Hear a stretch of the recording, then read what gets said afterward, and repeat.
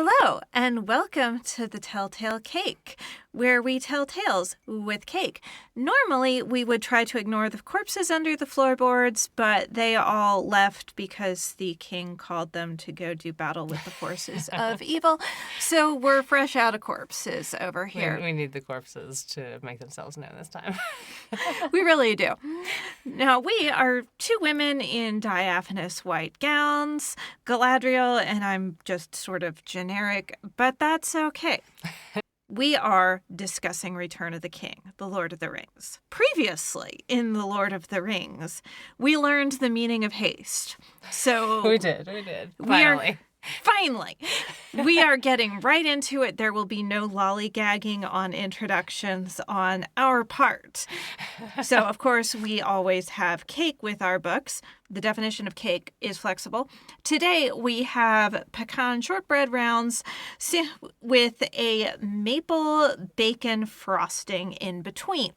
They look delightful. Because, of course, we need to light the bacon of Gondor. My bacon of Gondor brings all the boys of the Rohirrim to the yard. It's actually kind of weird and awkward because my yard is small and can't fit that many horses. They have a lot of great hair swooping around in your garden, don't they? They do. I guess it's probably good for the birds. I think birds can eat hair. Oh, they make little nests out of Rohirrim hair. Yeah, that'd be so pretty. Yeah, they make a nice nest. You had version 1 of these as well. So you'll notice that on version 2, the shortbreads are holding together much more. They are. They're delicious. Mostly because I just beat them longer because I found a recipe that said it will look like they're not going to come together, but just keep beating them. There's a lesson in that somewhere. I also put way less sugar into the frosting because it's already full of maple syrup, so it's a little bit less overwhelmingly sweet. I think they're delicious. Mm-hmm. The bacon of Gondor is sufficiently tasty that Rohan will answer. Perfect. Of course, I must, once again, lend you my ears. So I have some very long ears this time. Okay, so last time I struggled. So which ear goes on which ear? Yes, this one is this ear. There we go. So this one would be this ear. It would be. Okay. Oh, I like your earrings. Everyone needs some rhinestone earrings. Absolutely. And I have my fancy bejeweled ears this time. Yes, you do. For the sake of utilizing all of my vast ear collection. As you should. All right, you have loaned me your ears. Friends, Romans, Carol, lend me your ears. Ta-da! We will also, of course, judge books by their cover, though we don't have any new covers. We just have the same cover that we've had, though you may notice that it has been changing color. So this particular cover, the pattern is in purple. Oh, I like it. I like that for all of these, the ring and text is a slightly different color. I have some variation, right? Yes. Once again, nice design. I like it. Yep. Big fan. All right. In the spirit of not lollygagging, let's get into it. All right, we're galloping into Gondor, seeing the beacons lit. Yes, and by we mean Gandalf and Pippin. Yeah. They get into Gondor. They need to go have a nice little come-to-Jesus chat with Denethor, the steward of Gondor. We have a slightly amusing sequence where Gandalf starts giving Pippin a lecture about how to behave, but also says he doesn't really have the time to go into the history of Gondor. How long have they been together on horseback for? Right, a long time. Yeah, they could have maybe been utilizing that time. I don't know. Gandalf doesn't really like to give Pippin information. I guess he just didn't think about it until they were already there. Mm-hmm. Maybe he's also afraid the more he tells Pippin, the worse Pippin will be. Because Pippin just doesn't really handle anything in a wise manner. True. So maybe it was more of a, keep him in the dark, then he'll have less to blabber about. Well, but Gandalf really doesn't want him to tell Denethor about Frodo in the Ring. Or possibly Gandalf can only just do one thing at a time, and that's why it's taken them so long to get everything done. Oh, fair. Gandalf is not good at multitasking. It is somewhat questionable to me what exactly Gandalf does. I mean, theoretically, he defeated the Balrog, but we never don't see that, so we don't really know. Right. The Balrog could have just like died of a heart attack, and Gandalf was there. Or is he even dead? We don't know. They're here. Gandalf is going to say ominous things to Denethor. Pippin, for some reason, swears fealty to Denethor. Yeah, he's a very spontaneous little guy. I think it's some kind of guilt about Boromir, like that Denethor's son was Pippin's friend, died defending him. Yeah, made a beautiful corpse. Made a very beautiful corpse. So I think it's Boromir guilt. That's why he swears fealty to Denethor. Also, I think it's maybe his scheme to get more snacks. Which does work. Yes. He's like, if I'm part of the fighting force, they will probably feed me. And he's not wrong. He makes a friend in the guards. He gets taken to the snack hall. He gets to eat a lot of snacks. Fortunately, his constant quest for snacks is like the comic relief, in between the world is about to end and fall into eternal darkness. And Pippin just wants snacks. Pippin just wants his little snacks. Which I relate to so hard. I would probably want a snack, like if eternal darkness was about to swallow the whole world. It's not going to hurt anything. The world's ending. You might as well have a cookie. Yep. So he's going to go out, hang out with the guards, make friends, eat snacks. Gandalf is just going to pace around and say ominous, vague things when questioned. He's allegedly doing wizardly things that Pippin doesn't understand, right? Sure. Back in Rohan, Theoden is prepping for war. Mm-hmm. Merry is going to swear fealty to Theoden again. I'm not totally sure why. Yeah, why do he and Pippin had some kind of like psychic hobbit, like gotta join a team vibe going on? The logic of this was very unclear to me. Like, why? Maybe I'm just too... I think Merry thought that all of his buddies were off doing some important thing, and then he was feeling like kind of a loser. So he's like, I need to do a thing and be a part of a thing and, not just be a loser staying here doing nothing. I can also see that. Yeah. Speaking of feeling like a loser, Eowyn, who's been left in charge after Theoden was reminded that she existed, is not thrilled about not getting to ride off to war because everyone else is doing it, literally. Right. And what's really the point of hanging out at home if the world is ending? Which she has a point. Yeah, good point. Aragorn, meanwhile, is going to go take a shortcut to Gondor because we have learned nothing.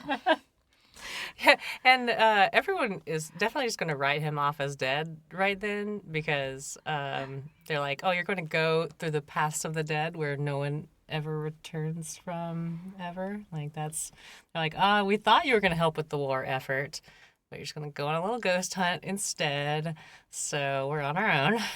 And it's a shortcut, and we know how well those work. They do not go well. Not in this world. He's going to take Legolas, Gimli, some random elves, and the Rangers that have also shown up. Because Galadriel texted them and was like, yo, good job, by the way. Yeah, you're welcome. Eowyn wants to go with Aragorn, and he kind of gives her a mean little speech about how not everybody can go to war. Yeah. He kind of like tells her to stay in the house. Which I don't love. And there's also some sighing and heart-wrenching things because he is talking to her while hot. When I was 10, I read Aragorn and Eowyn as this great, romantic doomed relationship love story. This time around, I noticed that he says to her, I was walking this land before you were born. Right. So I don't know exactly how old the two of them are, but I'm going to guess he's at least 20 years older than she is. She's pretty young. So he's like 88. Oh, and she's she's like 20? early 20s. Yeah. So I'm so glad we're not doing this, actually. He could have been nicer, but I'm still pretty glad we're not doing this. Yeah, that's fair. I Oh, mean, and like, he was never into her. right. Though, She just kind of made that all up. although Aragorn is in an age-inappropriate relationship. He is, but he is the youngster, after all. Yeah, and there's less of a power imbalance because Arwen is like an elven princess. Yeah. And he's a king, so it's a little less weird. She was walking the earth long before Aragorn was born, though. So her robbing the cradle is a little bit less creepy than Aragorn's robbing the cradle would be. It's still kind of questionable. It is, but, she's following in Luthien's footsteps. Sure. So they're going off to the paths of the dead.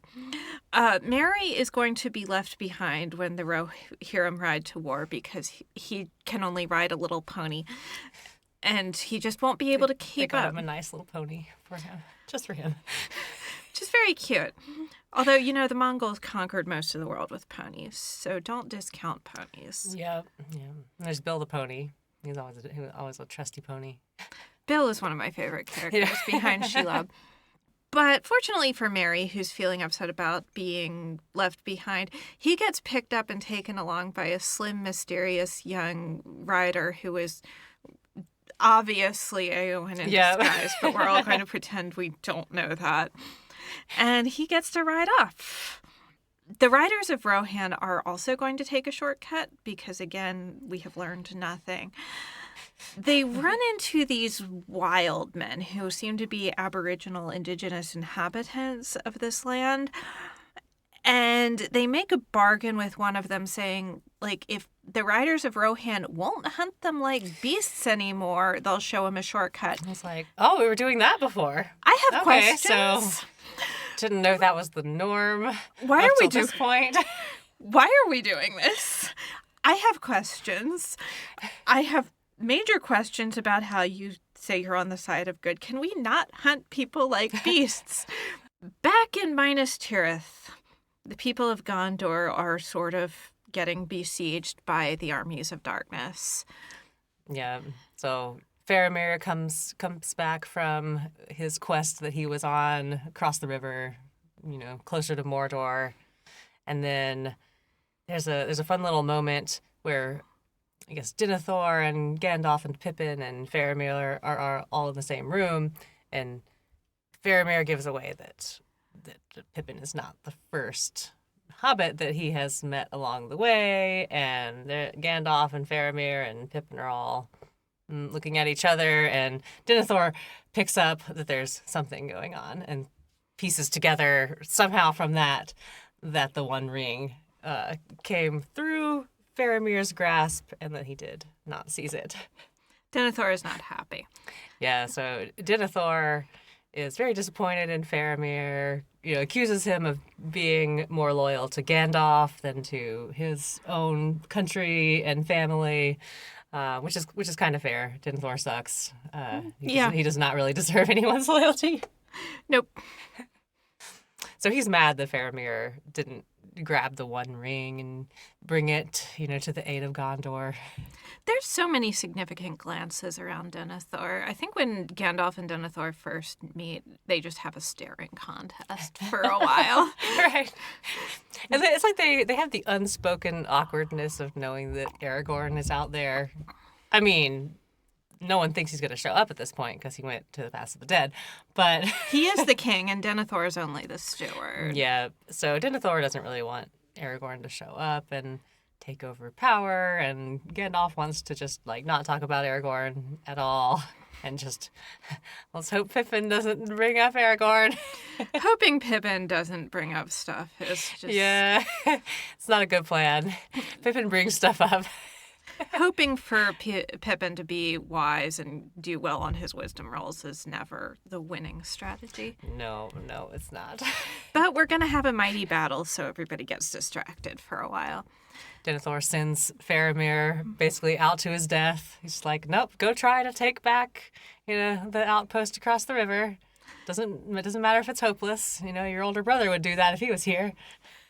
And when Faramir does get almost killed and, like, just ends up being wounded, Faramir gets so, or Denethor gets so upset, he's just going to set everything on fire about it. Yep.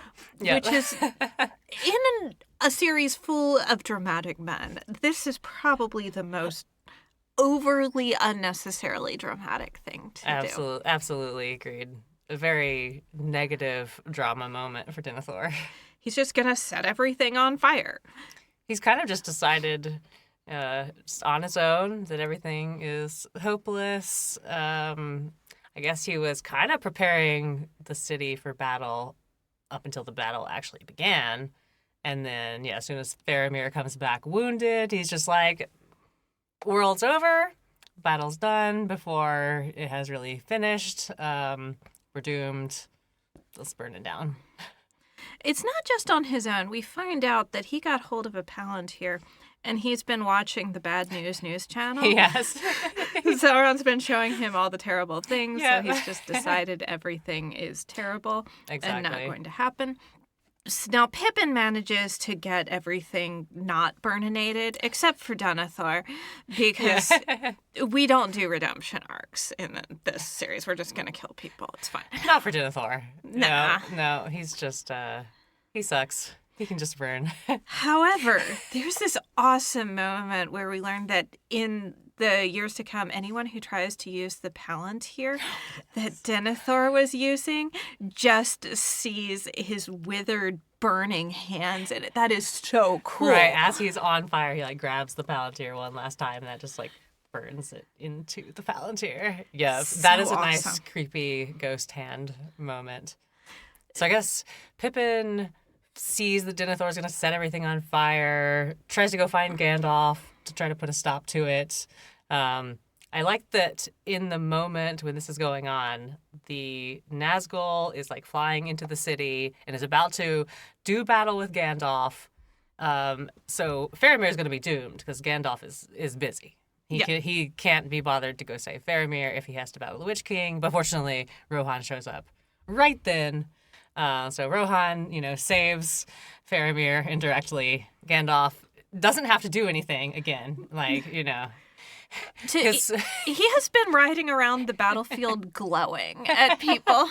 So he was about to battle for real, but no. Supposedly. So he has time now to go save Faramir. He takes Faramir off the burning pile of crap and leaves Denethor alone To die. to burn. Yeah. I do have a question about the palantirs, though. So they're kind of like video communication things. Yeah. Are they direct connections or are they like a party line? So, like, if you just Right. called somebody on other palantirs, could you get the like creepy burning hands showing up in the background? Oh, that's a good point. Good point. Because there's like 7 or 9 of them around in the world somewhere. Are they all interconnected? Like, can you spy on the everything that's going on with the point. others? I kind of feel like it is a party line situation. Yeah. No privacy. We never get an example of 3 or more palantirs all at once. So, So not totally clear, but I'm going to guess party line. we're going to go with their party line. Yep. I do appreciate that way ahead of his time, Tolkien realized that instantaneous video communication is just a tool of evil. All right, Rohan showed up at the last minute. Their shortcut worked. For once. So for once, a shortcut works. Yep. Now no one will learn the lesson. Since there's been a successful shortcut, that will just be the precedent now. Theoden goes and dies very, very dramatically, along with his beautiful horse, Snowmane. They go after the Witch King and his fell beast, which I love the description of the flying beast that the Nazgul rides. It's a cool beast. Yes, apparently it's just like this ancient sort of bird-like thing that I guess is an old species from long ago that's just been kind of rotting in the dark mountains that Sauron was like, hey, let's make this thing our pet. I'm gonna just, raise up this old ancient bird that looks kind of evil. I like to think it's an Archaeopteryx sort of thing, but big. Yeah, I like that. Now, 10-year-old me, who was obsessed with horses, was all about, like, Snowmane's dramatic death. I was also into dramatic deaths at 10. Yeah. So I did That's have fair. a plastic horse named Snowmane. Aw, that's adorable. You had Shelob and Snowmane. I love Now, it. as an adult, I'm more about Bill the Pony than Snowmane. Yeah. But I'm also Yeah. way less into dramatic deaths. I feel like it's just not a good plan A. Now you're more judgy about dramatic deaths. I like it. True. I approve of the judginess, especially for Denethor. All right, so Theoden dies, and actually it's Snowmane that kills him because he falls over and rolls over Denethor, Right, when he gets crushed. which I actually want to know more details about because that's not that uncommon, and it's not usually fatal. Like Dick Francis in his autobiography has a comment, yeah, that happened to me when he was a jockey at one point. Yeah. Because when a horse fully rolls over you, the weight's going to be fairly evenly distributed. So it's much more survivable than if a horse tramples you. Yeah, that makes sense. Maybe Snowmane had some sort of horse armor. That would probably do it. Yeah, that contributed to the crushing or other injuries. Probably. Let us know in the comments about how you think the horse rolling over him worked, like how survivable it is. Because I actually don't know statistics about it. I just know that it is survivable, at least one anecdote. Anyway, the Witch King is going to do something to the corpse of Theoden. So going to let the dino bird eat Theoden. Yes!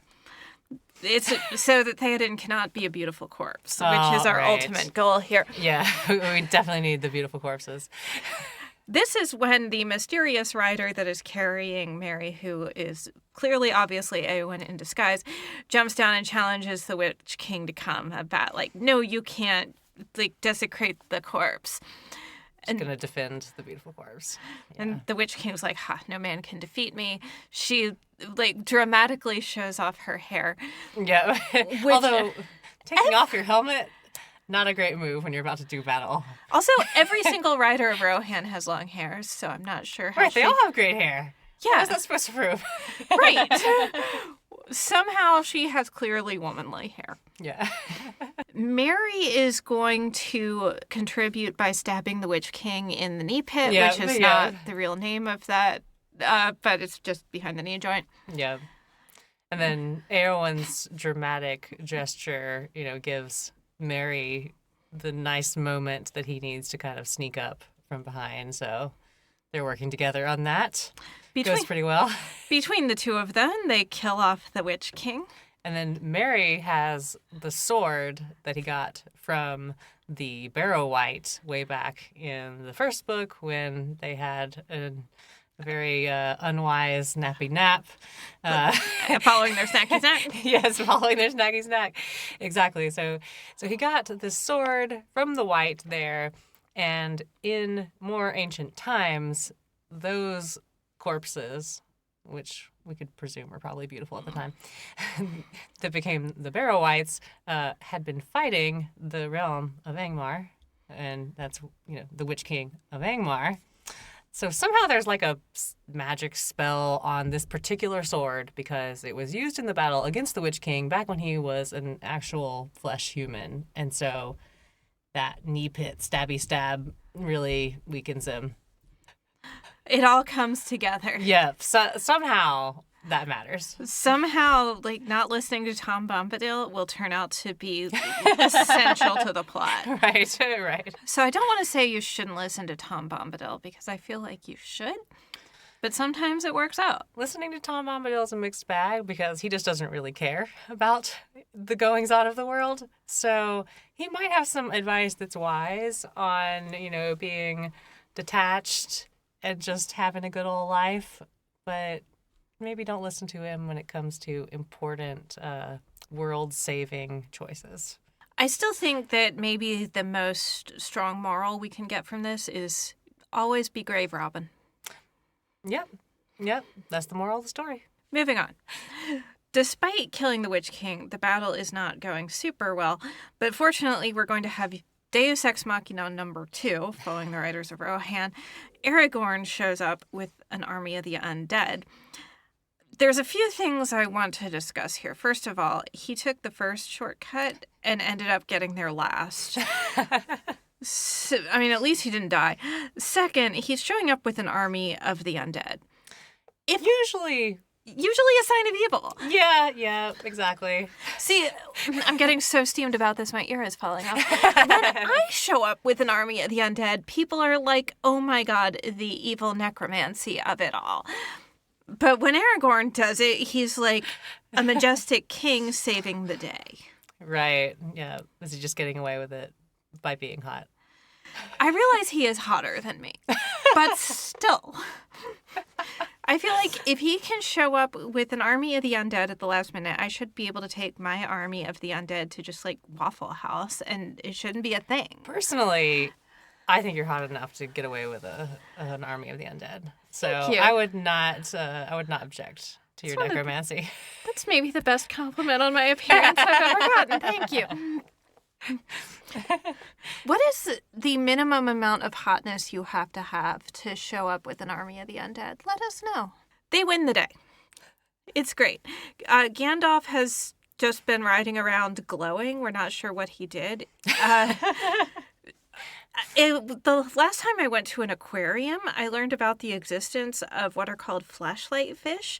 They've got a little patch of bioluminescent stuff that they light up to attract plankton. So that's kind of what Gandalf is reminding me of. Maybe you should get one of those for your aquarium and name it Gandalf. I would love to do that. I think they're saltwater, though. I need to check that out. I see. But that would be great. Maybe the orcs hate the glowing because the orcs can't really handle sunlight at all. And in fact, Sauron had to send a magic dark cloud out across the entire land so that the orcs could do battle. So maybe Gandalf's glowing is just kind of weakening the orcs in general. Maybe it's more effective than I'm giving him credit for. Hopefully he's slaying some orcs. You know, we could assume that, even though it doesn't really say much about his orc slaying. The only thing it really says is that you see flashes of him glowing white in the darkness. So we don't know what he's doing. That is going to be a conversation that I keep having with myself. What exactly does Gandalf do? Yep. He does stuff in The Hobbit. What do you do around here, Gandalf? There's one scene in The Hobbit where he starts throwing magic exploding pine cones. He also smokes a lot. Yeah. Yeah, he's just kind of he's along for the ride. We're not sure. See and switch. We're also going to pause and have a musical interlude.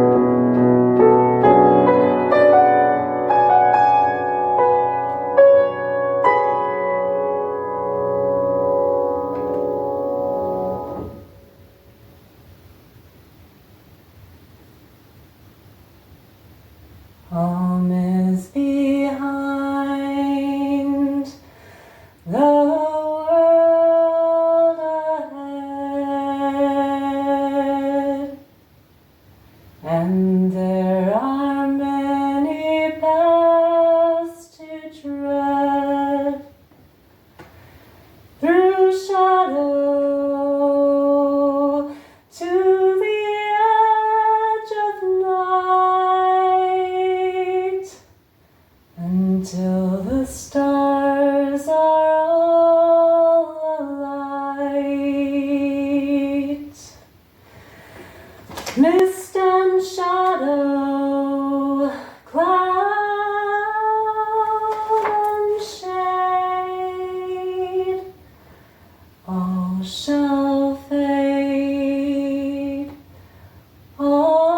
all shall fade. Back in Cirith Ungol, when last we saw them, Frodo was being a beautiful almost corpse. Yeah. But he's getting better, and Sam has realized that he's not actually a corpse, and he's going to charge into the tower after. And he's going to realize that he has the most powerful magic thingamajig ever made to help him. Right. So Right. he's going to go after Frodo and use the One Ring himself just for some invisibility. And it's Which makes sense. There's a lot of orcs about. Yeah. You can't just go charging in there as a visible hobbit. no, that That will will not work. not at all. And the orcs are at this point convinced that he is a mighty elf warrior, due to him injuring Shelob. So he probably needs to maintain that illusion. And it's easier to do that when invisible. When nobody can see you, they can project whatever they want onto you. Yeah. That's why I like dim light in here. We have sort of gotten some hints previous to this that wearing the ring is not a good idea because then Sauron can see you, and also it might tempt you. Neither of which seem to be happening. Yeah, why doesn't Sauron notice, that Sam is wearing the ring? He does get tempted. The ring does give him visions of turning the world into a beautiful garden, but he's just like, nope, not for me.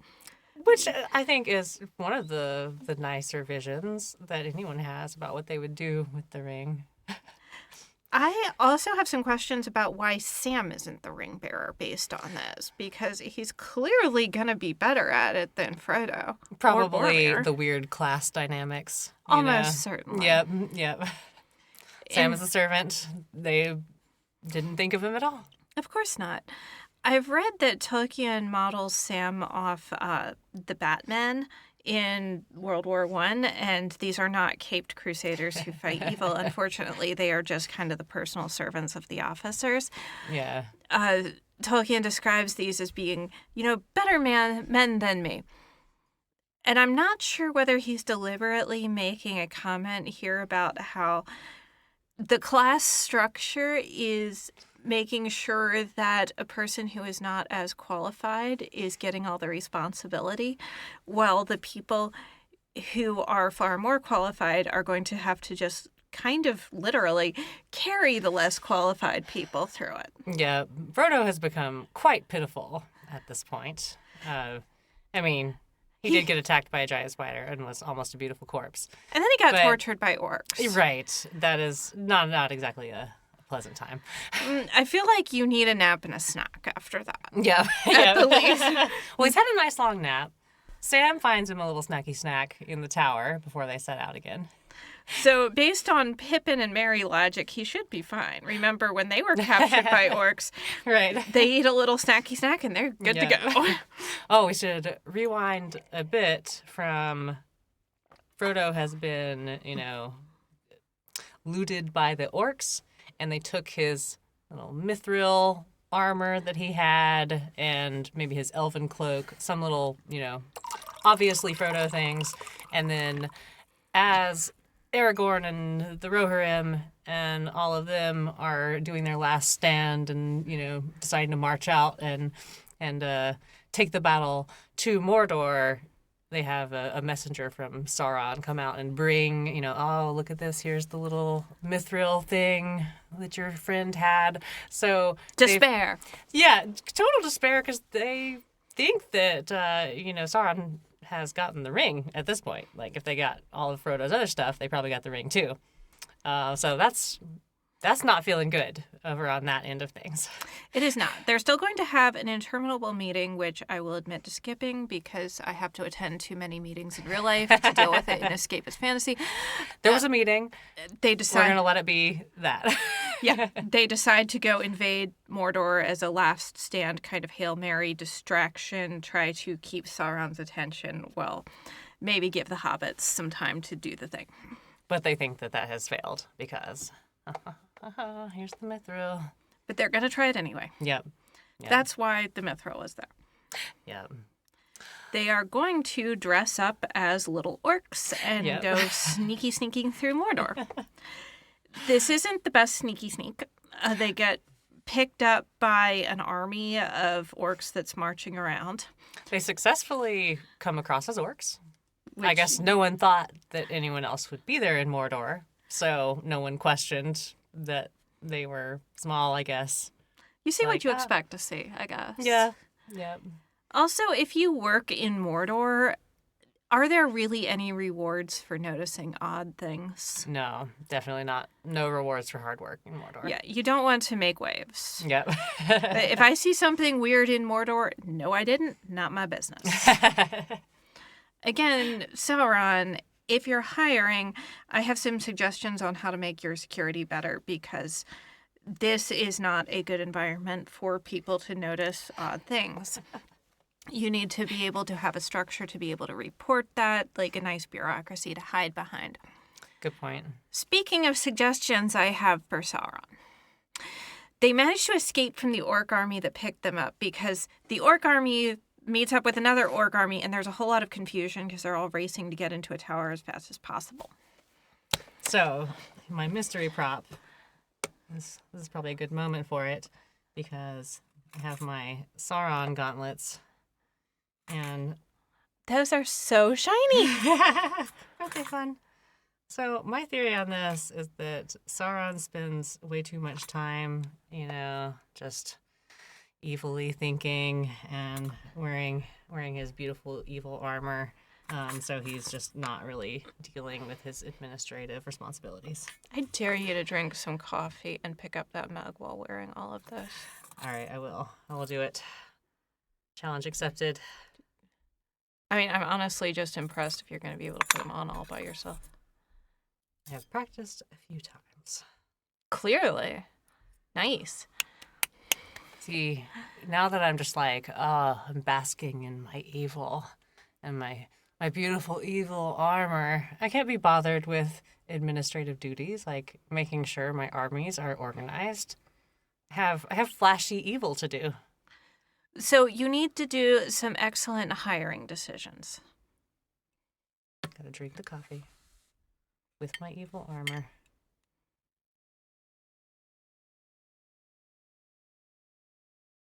Anyway, Beth, you're hired to organize my evil armies for me. Okay, so previously on this podcast, we have covered Watership Down. Now, at one point, the bunnies of Watership Down encountered the evil fascist police state bunnies. And they have all the bunnies organized into very small contingents, led by one bunny who knows all his bunnies' charges personally and can keep an eye on them.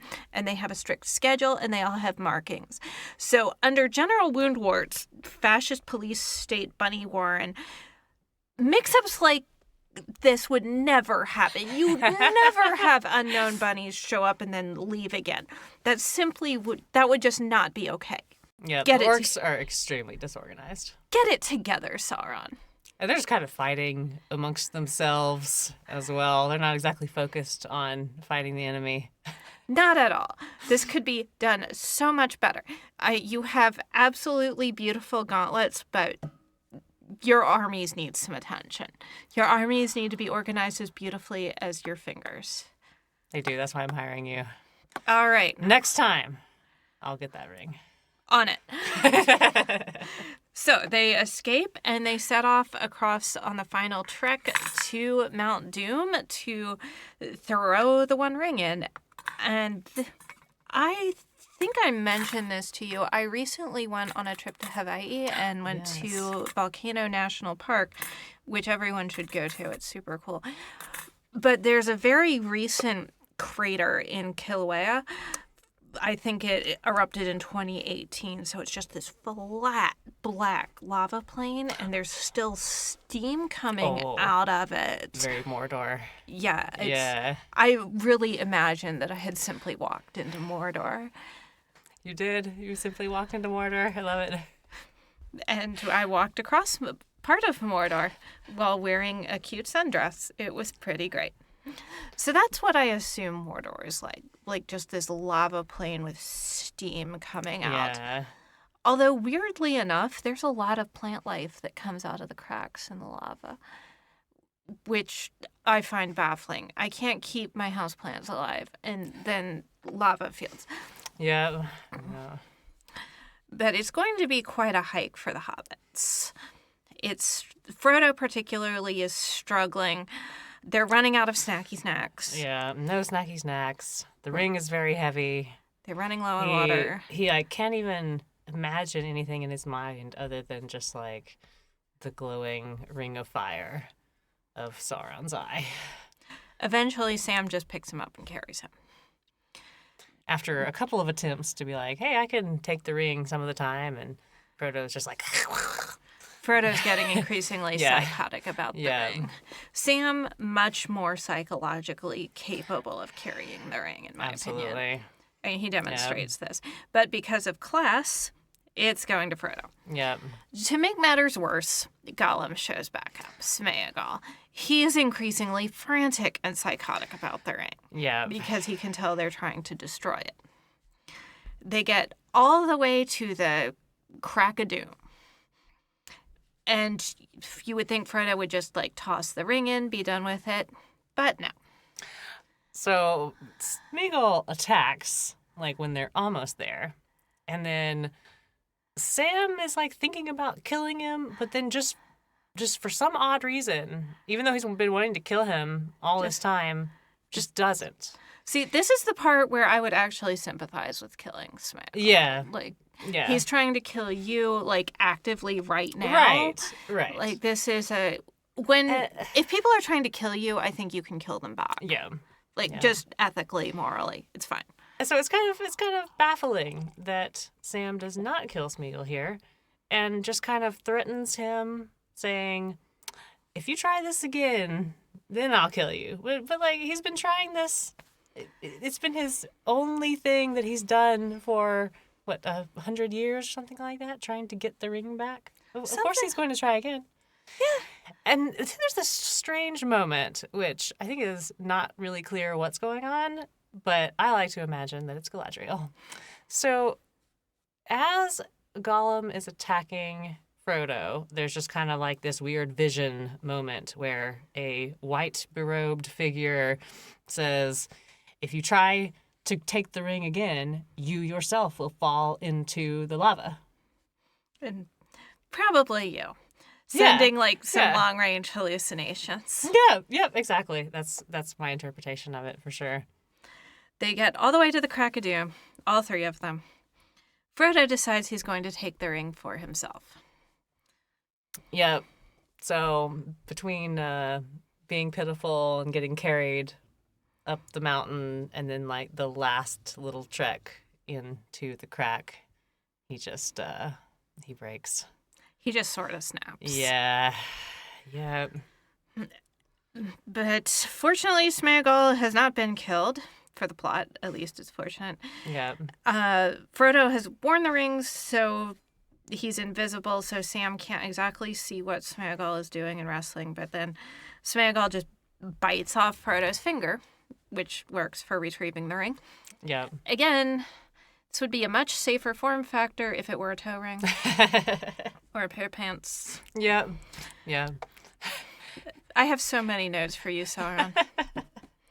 I mean, I realize that rings look cool and they're convenient to slip on and off your fingers, but again, like, people can just... I mean, the gauntlets. It looks so great with the gauntlets. I mean, he couldn't resist. There's more to evil than looking pretty. You have to be organized. Sauron has not learned this. Anyway, Gollum's dancing around. He's got the ring, but then he slips and he falls into the lava. Just like I told him he would. Yep. It's very convenient. What's not as convenient is this seems to trigger an eruption, so... Right, because once the ring is destroyed, all of everything that was being held together by Sauron's magic power is now not held together. And it's going to erupt. And again, seeing the most recent eruption of Kilauea and that giant crater left behind, that is a way bigger crater than an atomic bomb would leave. It is insane, the scale that a volcanic eruption can destroy. Sam is still very optimistic. Frodo has given up on life, long before this point. Yeah. Sam is still just like, you know what? Yeah, we're probably going to die, but let's at least die a little further from the mountain. Let's walk as long as we can. That works out. And then they get picked up by the Eagle Uber. Yes, the Eagle Uber swoops in.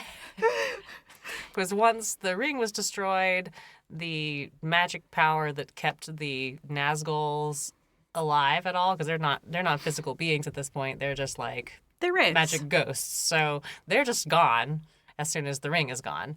So that was kind of keeping the Eagle Uber from helping before, because the fell beasts would just attack the eagles. So now they can come in and grab the hobbits. They've expanded their service area. Yes, they have. This is the point where the book really started to drag for me because... True. Like, the main event has happened. So there's one more event that's interesting, but then there's this long section of just explaining how everything's great now. Faramir and Éowyn are going to have a rom-com in the Houses of Healing. Yep. She's going to agree to give up, her warrior ways. He's not, because patriarchy. She has to give that up to get married. He does not. I mean, I think killing the Witch King is enough laurels to rest on for her. It is a lot of laurels to rest on. I just remember always being vaguely dissatisfied with Éowyn's story arc. I think she deserves a happily ever after, personally. But I'm not sure that marriage by itself is her happily ever after. I feel like being a rider of the mark and married is her happily ever after. And I think she only gets to pick one of those. All the men can pick two of those, but if women want it, it's like, oh, you think you can have it all. Well, why not? Men do. Well, there was no reliable contraception in these days, sadly. True. So that kind of just screws with reality. Yeah. Although, interestingly, one of the after effects of World War I was that condoms became legal in the U.S. Well, good job, World War I.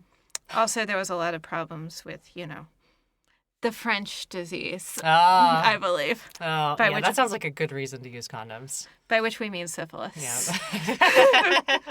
Which is fine. It wasn't fine then because antibiotics weren't invented till 1927 or something like that. But so it was not fine in 1918. But at least the Rohirrim didn't have to worry about the French disease.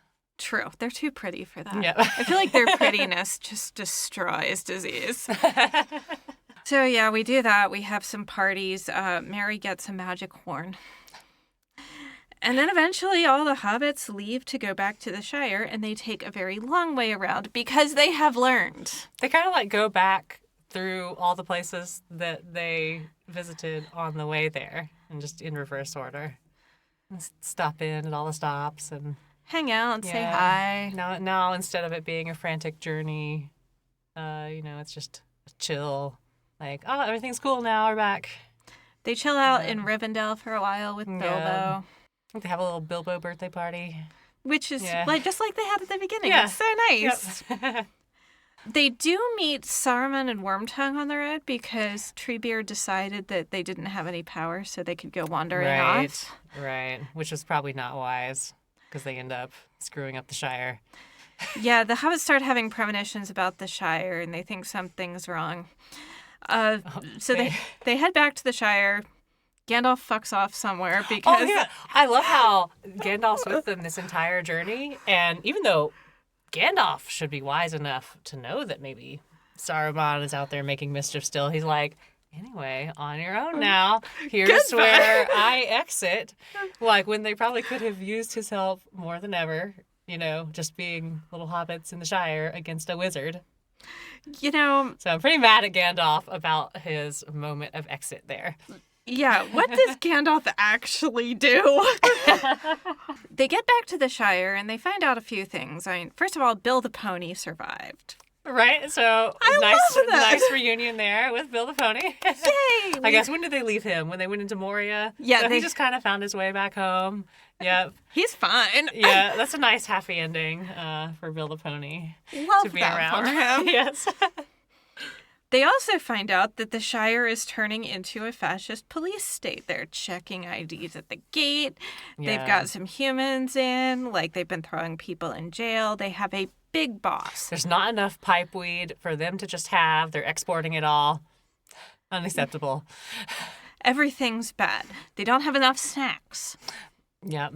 Not enough snacks, not enough pipeweed. That explains why they're able to rouse the people of the Shire so easily. They are not chill with the lack of snacks. They are not. Fortunately, they have a magic horn now. Well, not exactly a magic horn, but they've got a magic horn. Mary got it as a present from the Mark, so he's got a fancy horn that he's going to blow and rouse the Shire. This, to me, is the most escapist fantasy. It's like you come back home, you find changes you don't like, but everybody agrees with you that all the changes are bad and are going to come help fix it. When it's lack of snacky snacks. At least, yes.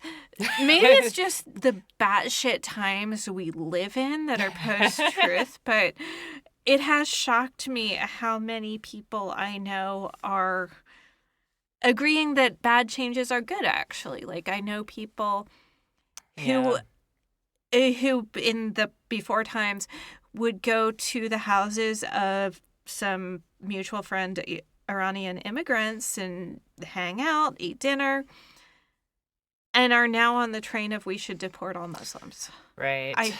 So I would love to believe that everyone would see, immediately bad changes are bad.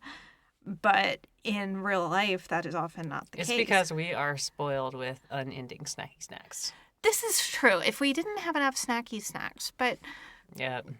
our friends were supplying us with Persian snacky snacks. I don't understand. Yes, that is a very unfortunate reality. Yes. Do not approve. But in this case, everything is great because they managed to rouse the Shire. Yeah. They kick out and defeat Saruman. Sam has some magic seeds from Galadriel, so he can easily replace all the trees that got cut down. So they fix everything, and it's great. One quick detour to another dramatic death, though. Yes. The hobbits decide they're going to be merciful or not have blood on their hands or whatever, and they don't kill Saruman, but then Wormtongue just, slits Saruman's throat. It's so great. So, yeah, it's a pretty good dramatic death. It is. Saruman does not see that coming because Wormtongue has been kind of his little servant for quite a while. And then Wormtongue is just going to run off after he has killed Saruman, but the hobbits fill him with arrows. So, one more dramatic death. It's a pretty great dramatic death. Yeah. So all is fixed in the Shire. Frodo has PTSD. He does. Yeah. And I do appreciate that he clearly, obviously has PTSD because, again, this is written just post-World War II. PTSD isn't really a thing we have. We still talk about shell shock. Right. And I think it also makes sense for Frodo to have it because he didn't really do a lot by himself. He was clearly not up to the psychological problems that the ring bestowed. Yeah. So I can see spending a lot of his life just angsting about the fact that he feels this bad and he didn't even do anything. Yeah. That is very relatable. We're not going to invent therapy or anything, but he is going to take Arwen's place and go to the Grey Havens with the elves. Right. Which I don't know why he had to specifically take someone's place, as if there's limited space or something. But anyway, I guess that works out. I do have questions about that. Yeah. Yeah, so once the One Ring was destroyed, the magic rings of the elves no longer really have any power. It was kind of the only thing keeping them able to have their eternal elf lives anyway. So since Arwen doesn't go to the Undying Lands, she's just effectively immortal now. So not only does she want to just live a mortal life with Aragorn, but she can't be immortal in Middle-earth anymore. So all the old magic things are going off. Humans are living much shorter, except for like those of pure bloodline, which makes me very uncomfortable because we have just done a World War II. So can we not with that? Well, that comes from elf blood. So it doesn't make it better. But we're going to get all the magic out of the world. Gandalf now has an excuse for not doing anything, which I get to show back up at the boat area, sail off dramatically. Yeah, all the elves sail off dramatically, along with Bilbo and Frodo, the ring bearers. Sam is all like, "You're leaving," to Frodo. Didn't expect him to go. But Didn't notice the PTSD. But it's the best all around. Yep. And Sam gets to live happily ever after. He has Marries kids. Rosie Cotton. Mm-hmm. Yep. Mary's sort of the hero for the scouring of the Shire thing. Pippin's already from the biggest, most important family. Yeah. So he's good. Everything's fine. Everyone's happy. The evil has vanished. So at long last, it is time for us to rate this on our unitless sugar scale. All right. Sexiness. Well, we have Éowyn and Faramir's nice rom-com. We have Éowyn and Aragorn smoldering at each other. That one I find very unsexy. That is true. It's just, it's a disappointment. That one's just... Aragorn never really entertains that whatsoever. Which is good. But Éowyn just kind of keeps hoping, which is not sexy. It's just kind of sad. Yeah. But then we've got, Elf Song and Chill Until They Die, Arwen and Aragorn. Also, there is this lovely moment where when Aragorn shows up on the battle with all his undead, he and Éomer meet on the battlefield and they kind of nod and then they do a manly hand clasp. Oh, that's pretty sexy. Can we do a manly hand clasp?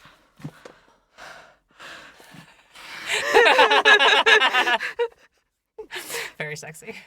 I hope there's slash fiction about Éomer and Aragorn somewhere because they both have great hair. Yeah, there probably is. I wouldn't be surprised if that exists. Super hot. Wouldn't be surprised if I look at the author and it's you.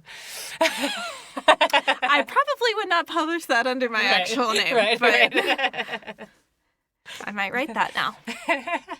You could use a pen name like the Undead Hottie or the Hottie Necromancer.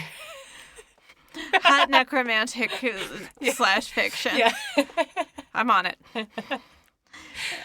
All right, uniqueness. It's a fantasy book. It's based on many other fantasy tropes. It's invented some fantasy tropes. Yeah. I realized, or had it pointed out to me recently, that orcs are just an invention fully of Tolkien, and they are now a staple of fantasy. Pretty much everything else is from Norse folklore, but orcs are his invention. Yeah, and I've always been kind of confused about what exactly is the difference between a goblin and an orc. I mean, I guess the orcs were supposed to have been, a creation of, the evil Morgoth, taking elves and twisting them and making them this other thing. So I guess maybe goblins are their own thing. They're a species that exist, and then orcs are, I don't know, but they seem to be interchangeably described as goblins / orcs. So I don't know. I'm sure that the appendices and or the Silmarillion would explain that, and I am equally sure I don't have reading those in me. Not after reading about the meetings. Well, that's true. The Silmarillion is a little more intense, even than a long, boring meeting. If you make me read the Silmarillion, we're going to have to do multiple episodes in small chunks on that because otherwise I just cannot. You should definitely do The Hobbit instead. I love The Hobbit. Gender.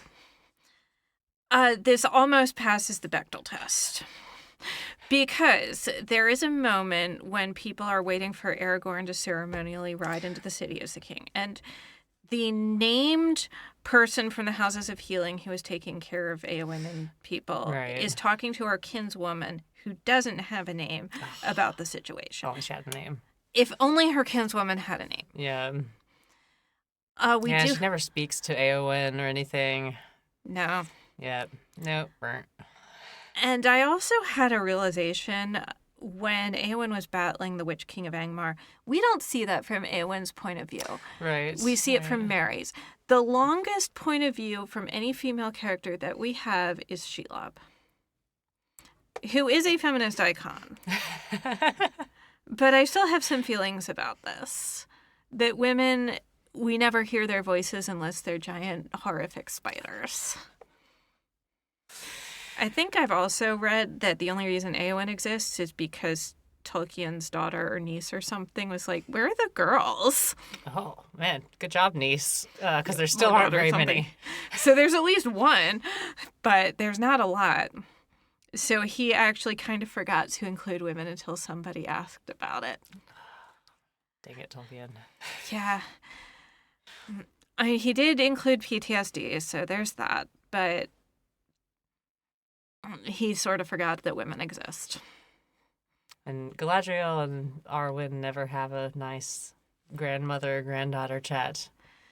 Arwen does have a line of dialogue in this, which I think is her first the entire series. Yeah. And it's basically just telling Frodo that he can have her place at the Grey Havens.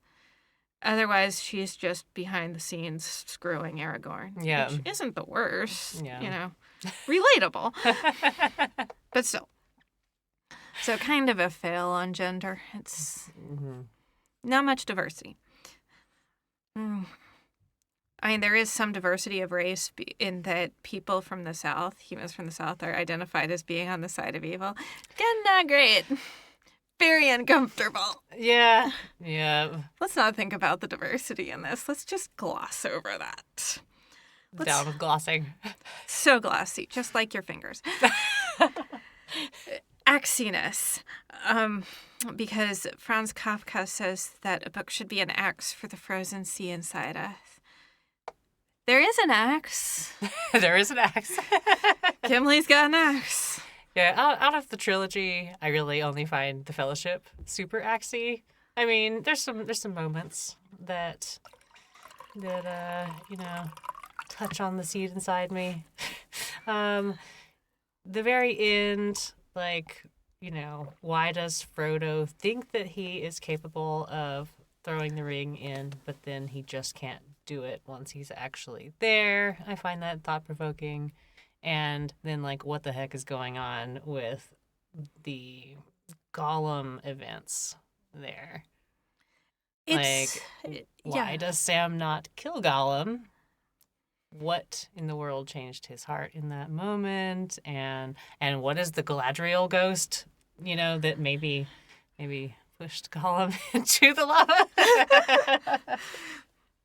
That's actually probably what happened. Yep. Yep. Right. Galadriel used the last little bit of the Elven Ring power to just Gollum over the edge. And who knows? Not the axiest book. No. Finally, we have readability. This is somewhat better than Two Towers in that we don't have to have everything happen twice.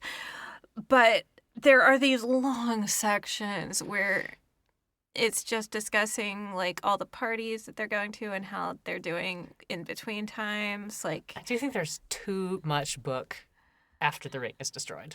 Yes. I think that's a good way to describe it. Yeah.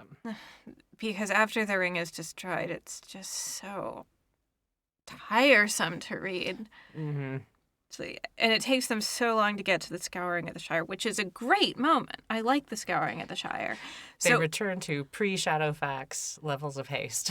Yes, they forget everything they have learned about haste. And I can't even be too mad because I've been complaining about shortcuts this whole time. So I... Can't have any shortcuts getting back home. They take 0. They take all the long cuts.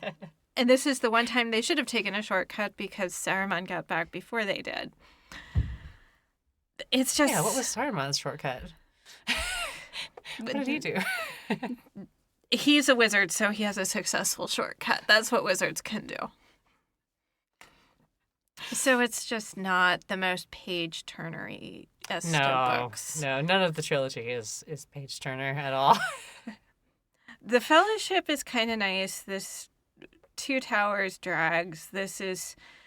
You have action, and it's exciting, and action, and it's exciting, and then, oh my God, please hurry up. Yeah, true. I definitely agree about the end. Reading this the first time as a kid, I definitely found, the Éowyn reveal to be very exciting. That's a very memorable reading moment for me, as well as the Gollum falling into the Crack of Doom part. I definitely remember just having seen the first Lord of the Rings movie, but then reading the trilogy before the second one came out. So I got to see the end through the book perspective first. And I just remember being like, oh my gosh, Gollum fell into the lava. So very, very memorable childhood moment for me. Did you find yourself getting irritated with Frodo and his struggle to get up Mount Doom? Like, I feel like I had so much more sympathy for him when I was 10, and now I'm just like, okay, time to stop fussing. I definitely didn't really understand the, why couldn't he throw it in? I mean, I understand the plot premise of it's a very tempting, evil, powerful magic thing, but I definitely thought that Frodo was just kind of pathetic. Yeah. Like, Frodo, you came all this way. This is your one job. Yeah. Do the thing. So I was not impressed with Frodo. It's hard to be impressed with Frodo. Yeah. Maybe if we saw more from his point of view about why it was so tiring, but we see all of it from Sam's point of view. Right. And Sam is doing all the work and getting him all the snacks and all the water and basically dragging him and literally dragging him. When Frodo, goes all Gollum-y about the ring and doesn't want to let Sam help him carry it, there's not a legitimate reason for that. It's just Frodo becoming ensnared by the power of the ring. That's the only reason for that. I was talking to a friend about some of the magic items in Middle-earth, and Glamdring the Foe Hammer, which really sounds like a product you could order from Acme for your absurd Roadrunner killing scheme. But does this imply the existence of a friend hammer that you could hit your friends with when they're being stupid? I like that. You should not throwing the ring in? Manufacture it. Friend hammer. Yeah. Texting your exes while drunk? Friend hammer. I think you should have a, comical Middle-earth items Etsy shop. You could get some sales on that. Put that on the list for after, Necromancer the Hottie fan fiction writing. Comically large friend hammer. Yeah. To go with the foe hammer. Yes. Then we have Grant, the siege weapon to break the gates of Gondor. Yeah. Break open people's doors. Yeah. Inefficiently. All right. Thank you so much for joining me on this epic quest through Middle-earth. Thank you for trudging through with me all the way to Mount Doom. You had to carry me because I could not make it through the final part of this book. Is there anything you would like to tell our readers to read or do? Trudge through the Silmarillion next. Thank you all. Read something, maybe something more fast-paced than the Silmarillion. Like and subscribe or whatever.